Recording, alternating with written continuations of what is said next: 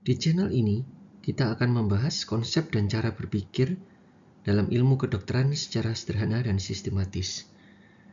Mari kita mulai. Kali ini kita akan membahas mengenai akut limfoid leukemia atau ALL. Akut limfoid leukemia yang juga dikenal sebagai akut limfoblastik leukemia merupakan keganasan hematologi yang ditandai oleh proliferasi tidak terkendali dari limfoblas imatur di sumsum tulang, darah perifer, dan berbagai organ ekstramedular. Penyakit ini merupakan leukemia tersering pada anak-anak, tetapi juga dapat ditemukan pada remaja dan dewasa. ALL menyumbang sekitar 75-80% kasus leukemia akut pada anak dan sekitar 20% kasus leukemia akut pada dewasa. ALL berkembang akibat akumulasi mutasi genetik yang menyebabkan gangguan diferensiasi dan apoptosis sel prekursor limfoid. Akibatnya limfoblas yang abnormal terus berproliferasi dan menggantikan hematopoiesis normal di sumsum tulang. Kondisi ini menyebabkan berbagai manifestasi klinis seperti anemia, trombositopenia, neutropenia, infiltrasi organ, serta komplikasi sistemik lainnya. Pemahaman mengenai ALL sangat penting karena penyakit ini merupakan salah satu contoh keberhasilan terapi kanker modern, terutama pada anak-anak dengan angka kesembuhan yang dapat mencapai lebih dari 85%. ALL adalah neoplasma ganas yang berasal dari prekursor limfoid yang mengalami transformasi maligna pada berbagai tahapan maturasi. Sel-sel blast yang abnormal mengalami proliferasi cepat di sumsum tulang dan menghambat pembentukan sel darah normal. Menurut klasifikasi WHO, diagnosis ALL ditegakkan apabila ditemukan lebih besar sama dengan 20% limfoblast di sumsum tulang atau darah perifer. Sebagian besar kasus berasal dari garis keturunan sel B sel ALL, sedangkan sebagian lainnya berasal dari garis keturunan sel T sel ALL. ALL memiliki distribusi usia bimodal. Puncak pertama terjadi pada anak usia 2-5 tahun dan merupakan kanker anak yang paling sering ditemukan. Puncak kedua terjadi pada usia lanjut, terutama di atas 50 tahun. Insidensi ALL sekitar 1-4 kasus per 100.000 penduduk per tahun. Prognosis anak-anak umumnya lebih baik dibandingkan dewasa karena karakteristik biologis penyakit dan respon terapi yang lebih baik. Laki-laki sedikit lebih sering terkena dibandingkan perempuan. Penyebab pasti ALL belum sepenuhnya diketahui, tetapi berbagai faktor genetik dan lingkungan diketahui meningkatkan risiko. Kelainan genetik tertentu meningkatkan risiko ALL, seperti sindrom Down, trisomi 21, sindrom Bloom, sindrom Li-Fraumeni, ataksia telangiektasis, neurofibromatosis tipe 1, dan anemia Fanconi. Pasien dengan sindrom-sindrom tersebut memiliki gangguan stabilitas genom yang meningkatkan kemungkinan terjadinya transformasi maligna. Paparan radiasi ionisasi dosis tinggi dapat meningkatkan risiko leukemia akut. Risiko meningkat pada korban ledakan nuklir maupun pasien yang pernah menerima radioterapi. Paparan bahan kimia jangka panjang terhadap benzena, pestisida, pelarut organik dapat meningkatkan risiko leukemia. Beberapa penelitian menunjukkan adanya hubungan antara infeksi virus tertentu dengan leukemia limfoid, meskipun mekanismenya belum sepenuhnya jelas.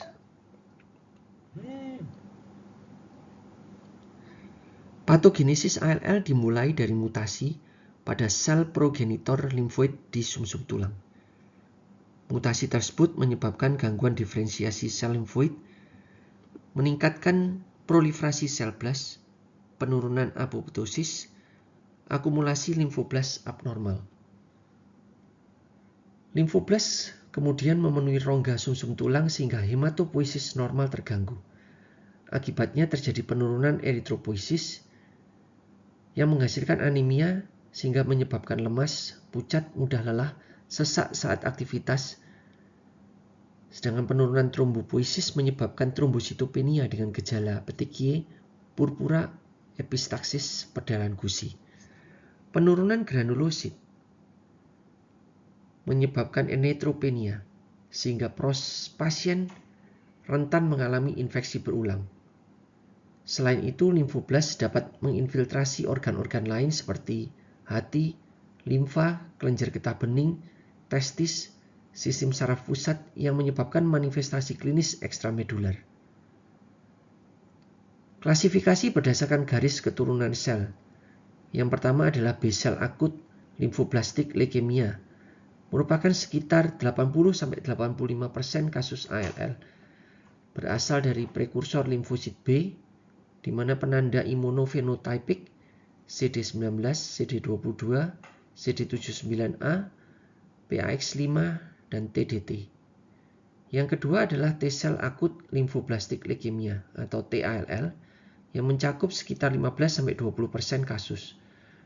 Berasal dari prekursor limfosit T, di mana penanda imunofenotipiknya adalah CD2, CD3, CD5, CD7, dan TDT. TALL sering disertai massa mediastinum akibat pembesaran timus. Kelainan sitogenetik ini penting.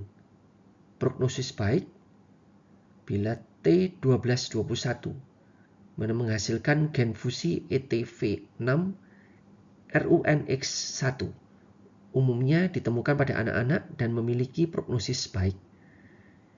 Hiperdiploidi, jumlah kromosom lebih dari 50, berkaitan dengan respon terapi yang baik. Prognosis buruk, T922 menghasilkan kromosom Philadelphia. Gen fusi BCR-ABL1 meningkatkan aktivitas tirosin kinase dan berkaitan dengan prognosis buruk.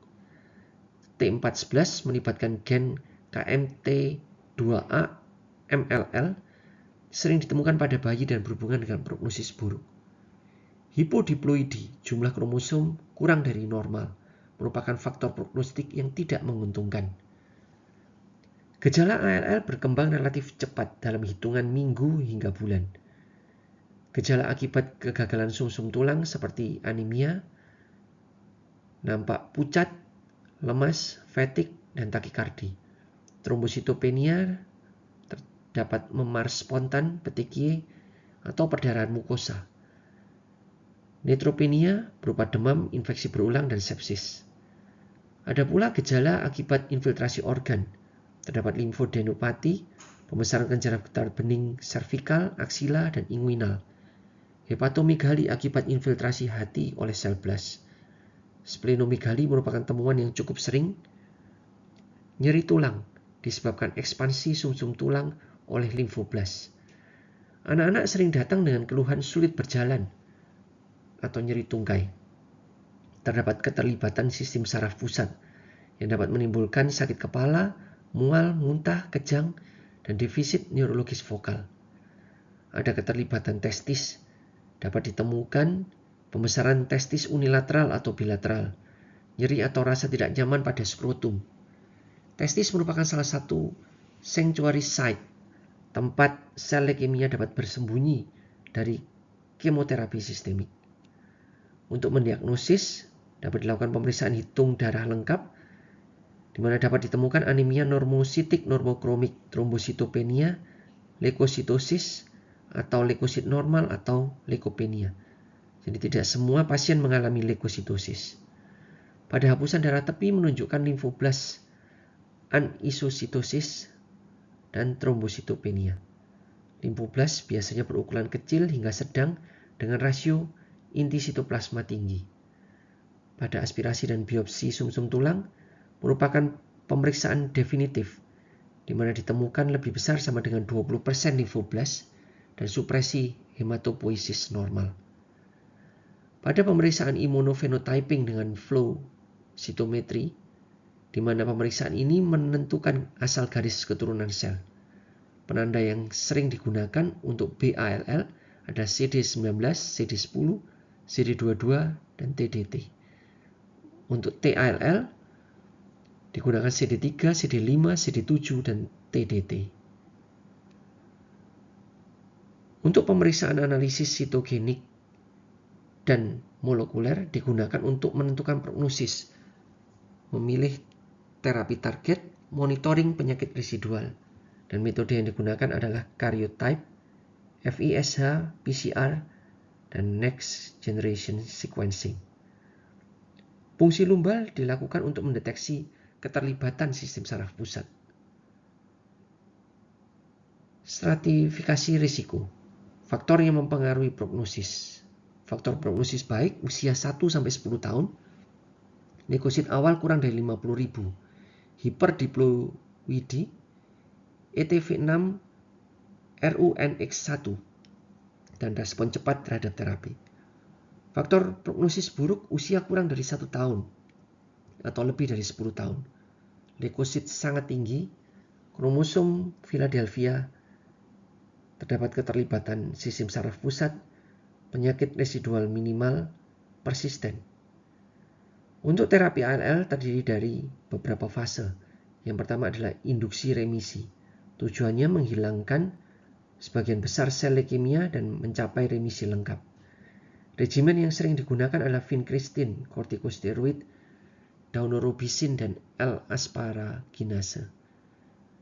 Remisi lengkap dicapai bila belas sumsum tulang kurang dari 5%. Fase konsolidasi bertujuan untuk mengeradikasi sel leukemia yang tersisa setelah induksi menggunakan kemoterapi intensif dosis tinggi.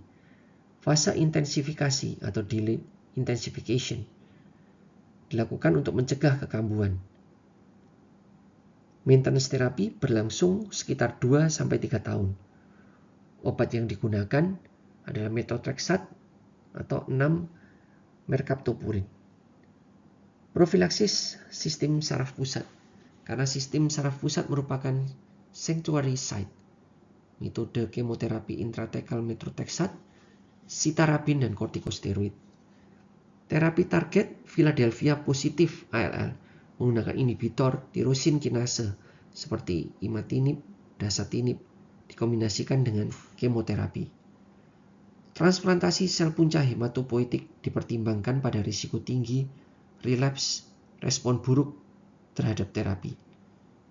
Dan komplikasi yang dapat terjadi meliputi akibat dari penyakit seperti infeksi berat, perdarahan, leukostasis, dan infiltrasi SSP.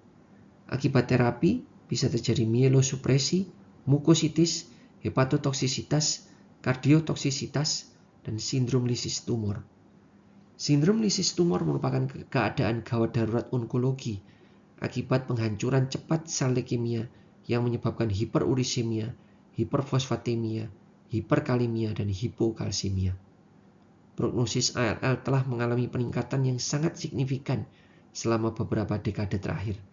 Pada anak-anak, angka remisi lebih dari 95%. Kesembuhan jangka panjang 80-90%. Sedangkan pada dewasa, remisi 80-90%. Kesintasan jangka panjang 40-60%. Prognosis dipengaruhi oleh usia, karakteristik genetik, jumlah leukosit awal, respon terhadap terapi, dan status minimal residual disease.